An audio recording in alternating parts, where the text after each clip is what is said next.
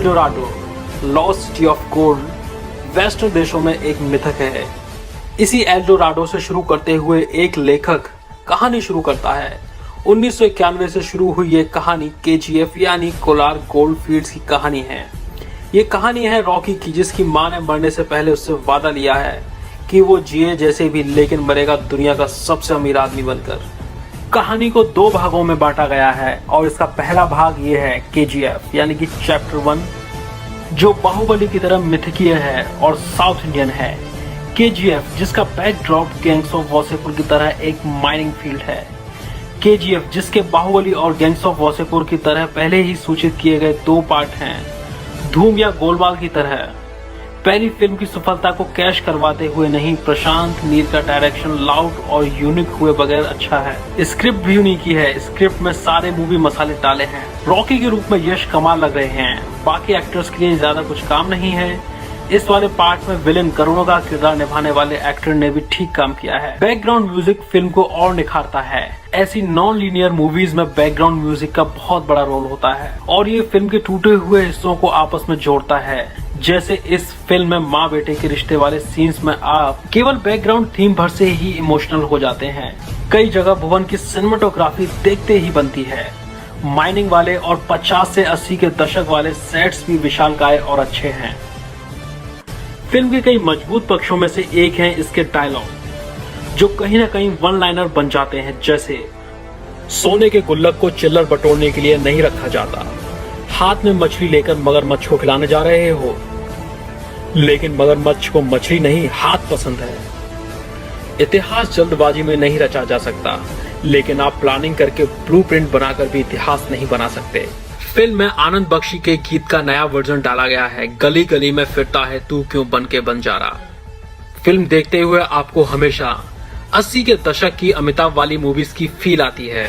कई बार ऐसे सीन्स आते हैं जो बेशक जानबूझकर कॉपी नहीं किए गए हैं, लेकिन 80 के दशक की याद दिलाते हैं। जैसे अग्निपथ वाला अमिताभ, जब बैकग्राउंड में कविता और फोरग्राउंड में गुंडों की कुटाई चल रही होती है। एक और बाहर गुंडों की दरवाजा बंद करके कुटाई दीवार की याद दिलाती है। भगवान को नहीं बल्कि माँ को मानने वाली बात नास्तिक की याद दिलाती है। दरअसल ये पूरी फिल्म ही 80 के दशक की मसाला फिल्म सरीखी है, लेकिन फिर भी पुरानी नहीं लगती, यानी नए और पुराने के बीच बैलेंस बनाकर चलती है। फिल्म बंगलुरु और मुंबई में कलरफुल और KGF की माइनिंग साइड में ब्लैक एंड व्हाइट हो जाती है। फिल्म पूरी तरह तब कमर्शियल और फिल्मी लगती है जब रॉकी 100 गुंडों की भीड़ को दौड़ा दौड़ा कर अकेले मारता है, एक नहीं कई बार। लेकिन फिर किसी यातना शिविर जैसे कभी हिटलर ने यहूदियों के लिए बनवाया था। सरीखे माइनिंग साइट में लोगों के दर्द को देखकर खुद दुखी हो जाता है और उनके दुख दूर करने के लिए खुद राजा बनने की सोचता है। खास तौर पर एक अंधे को देखकर, जिसके अंधेपन का पता लग जाने पर सिक्योरिटी गार्ड उसे मार डालेंगे, क्योंकि वो किसी काम का नहीं, इसीलिए वो अंधा न होने की एक्टिंग करता है। जहां एंड दर्शकों को संतुष्ट करता है, वहीं वो अगले पार्ट की भूमिका भी तैयार करता है। फिल्म में माँ वाला इमोशन भी है और रोमांस वाला भी, गरीबी वाला भी और मजबूती वाला भी, और साथ ही मजबूरी वाला। मूवी में रवि और तनिष्क बागची का म्यूजिक है जो अच्छा लगता है। KGF 2 के बारे में बात करते हुए संजय ने एक मीडिया इंटरेक्शन में बताया कि उनका ये किरदार एवेंजर्स एंड गेम के सुपर विलेन थैनोस की तर्ज पर होगा। हालांकि जब तक ये फिल्म रिलीज नहीं हो जाती, तब तक संजय की इस बात को सिर्फ एक कथन ही कहा जा सकता है या उसकी श्रेणी में रखा जाएगा।